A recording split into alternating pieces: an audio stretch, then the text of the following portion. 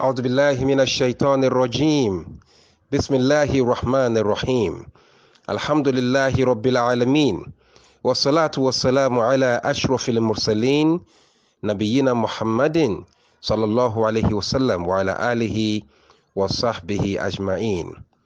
Indeed, all the thanks and all the praises are due to Allah, the Almighty God, the creator of the heavens and the earth, the Lord who owns everything, the Lord who controls everything, the Lord who directs everything, because He's the Lord who creates everything.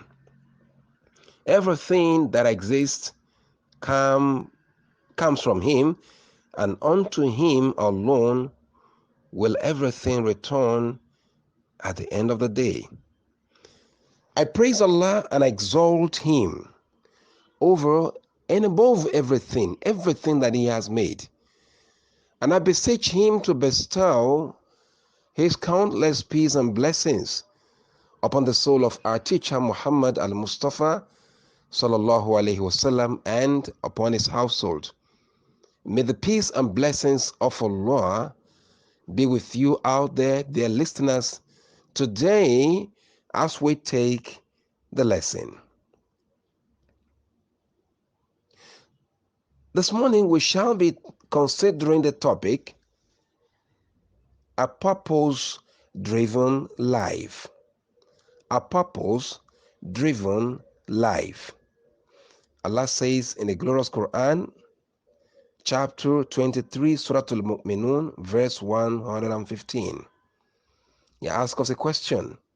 أَفَحَسِبْتُمْ أَنَّمَا خَلَقْنَاكُمْ عَبَثًا وَأَنَّكُمْ إِلَيْنَا لَا تُرْجَعُونَ? Did you think that, Allah is asking you and I, did you think that we have created you aimlessly, without a purpose? And did you think that when you die, you won't be resurrected to come back to us? Now, this verse underscores the idea of aimlessness in life, as in when you live life like you don't have anybody that made you, that you don't have a creator, like you are your own benefactor. When you live life like this, Allah is asking you, did you think that you have been created aimlessly? And sometimes Allah asks the question, Am khuliqu min ghayri shay'in am humul khaliqun? Did you think that you have been created out of nothing, that you are your own creator? Did you think you created yourself? Okay. Another verse says that وَمَا الْحَيَاةُ الدُّنْيَا, Surah Al-Hadid, chapter 58, verse 20. وَمَا الْحَيَاةُ الدُّنْيَا إِلَّا مَتَاعُ الْغُرُورِ. Right? That the earthly life is a life of deceptive enjoyment, that it is just for a while, that you don't have anything that you can attribute to yourself as being your own permanently. Now, having said that, before we go into discussing what a purpose-driven life is, let us start by explaining what a purpose-driven life is not. A purpose-driven life is not these kinds of life, or lives as it were. It is often said that a man that has nothing to stand for will fall for anything. And that underscores a purposeless life. This kind of life is defined, by it doesn't have a sense of direction. It's defined by Epicureanism, of voluptuous living, a life of just enjoy yourself, a life of corporeal or carnal enjoyment, the end justifies the means. So long as it brings you satisfaction, you can take anything, you can take drug, you can drink alcohol, you can commit zina, you can steal property, you can do anything if it makes you happy. So you can walk in the street of anywhere nude, you can walk naked. It is your human right, right? You can have anything in the open and nobody can check you. It is your life. Enjoy it free. And we have people who advocate this kind of existence and life. A purpose-driven life is not a senseless lifestyle which vacillates without a guide or direction. A purpose-driven life is not like an empty barrel which, makes the loudest noise. The loudest noise because the man who lives a purposeless life competes and participates in endless competition over material acquisition. And you will see people, I got the latest car in town. I got the latest handset in 2020 or 2022 handset. I'm using it. Allahu Akbar. I got the latest building. Or my husband is the XYZ president. My son is the XYZ senator.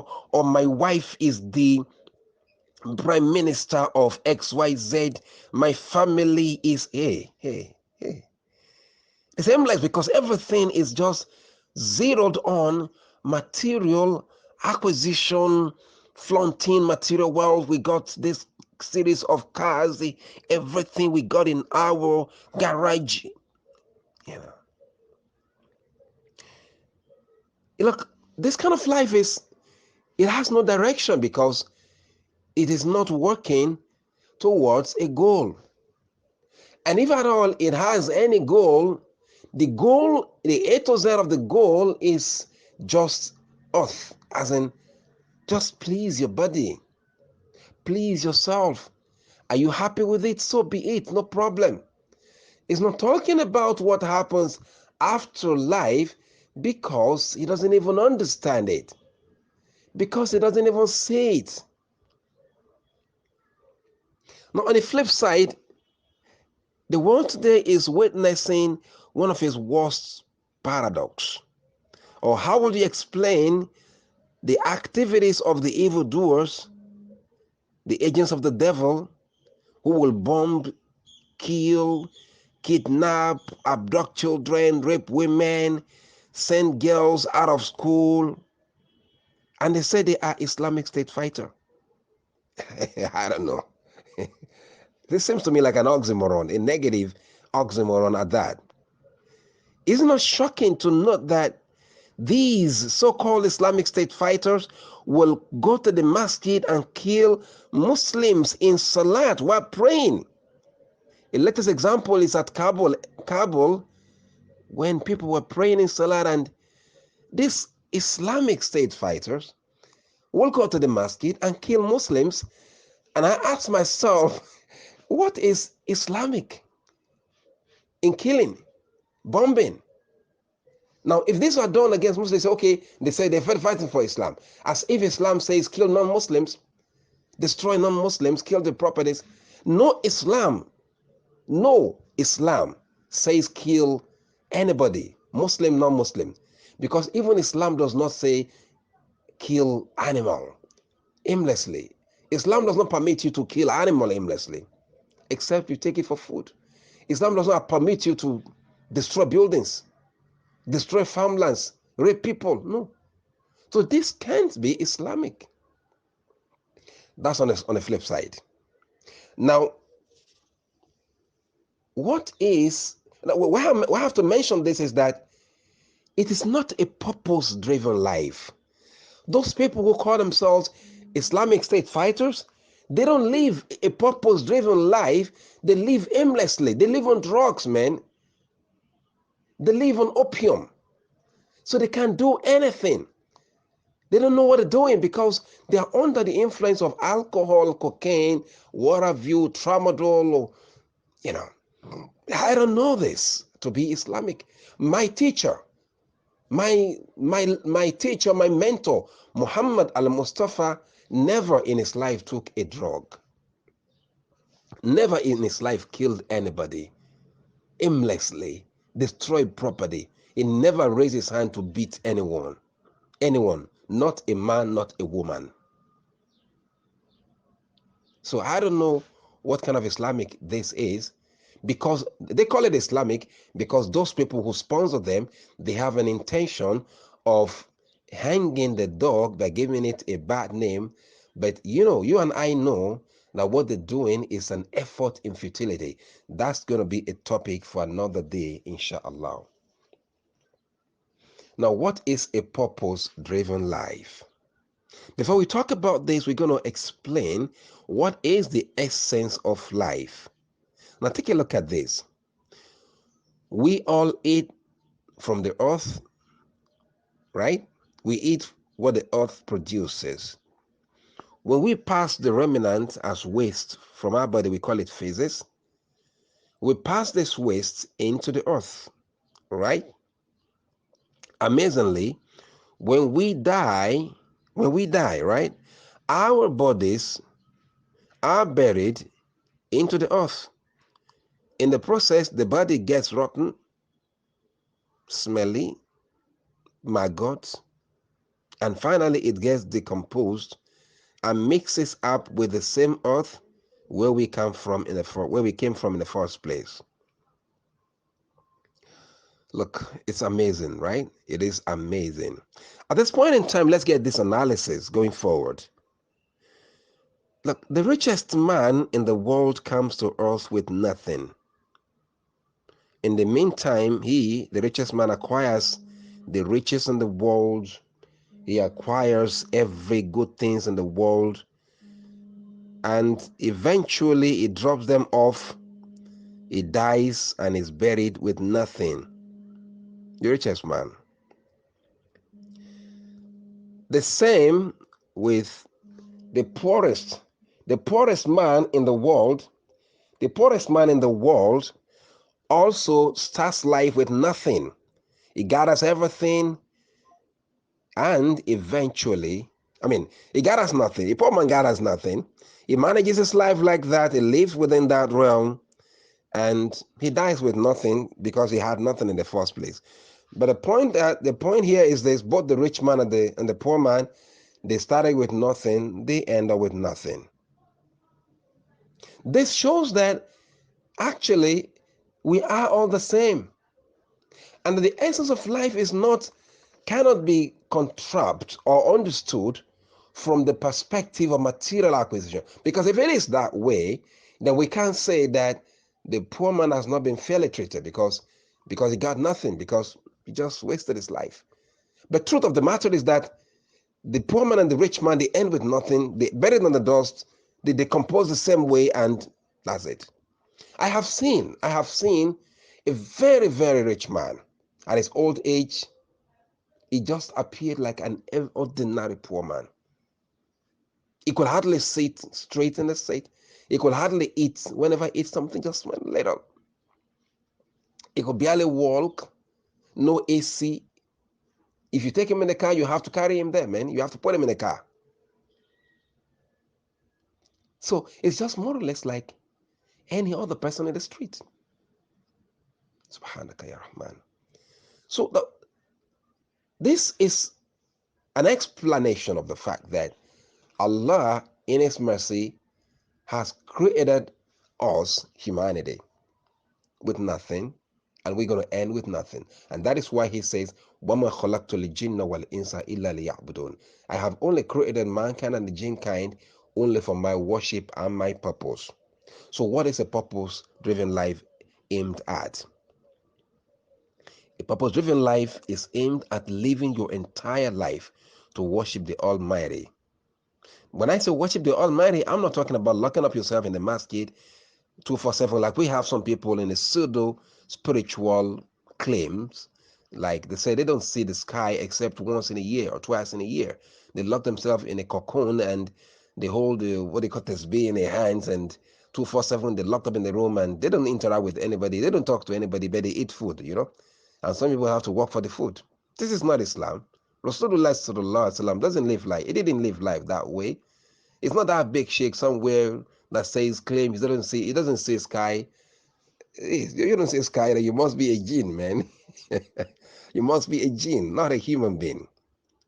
But a purpose-driven life is that attitude and the willingness to detach yourself from everything else except the Almighty Allah, the creator of the heavens and the earth. Because you believe, you are detached from everything else because you believe that La Khaliqa, no creator except my creator. Wala Razika, no provider except my provider. Wala Mawla, no master. You are not my master. You are not my provider. You are not my creator. So I can detach myself entirely from you. I don't care about you. I don't want you. I don't need you. You can go.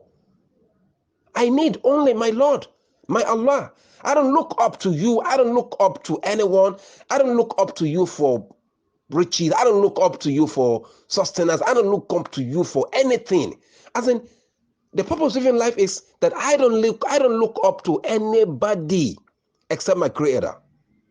I don't zero my hope in anybody. Oh, Mr. President is my friend. I'm going to get that contract. If Mr. ABC is my Miss Minister, is my uncle. Hey, no. I don't live life like this. I don't live life vacillating within this kind of idea that so long as I am in the area of influence, I got people around me. Even without anybody around me, whatever my creator wants me to be, I will be. So I don't need you. That is a purpose-driven life. I don't need you, so don't take it off your mind that I'm trying to impress you. I want you to like me. I don't want you to like me. I don't want you to get impressed about me. I don't want you to give in an applause.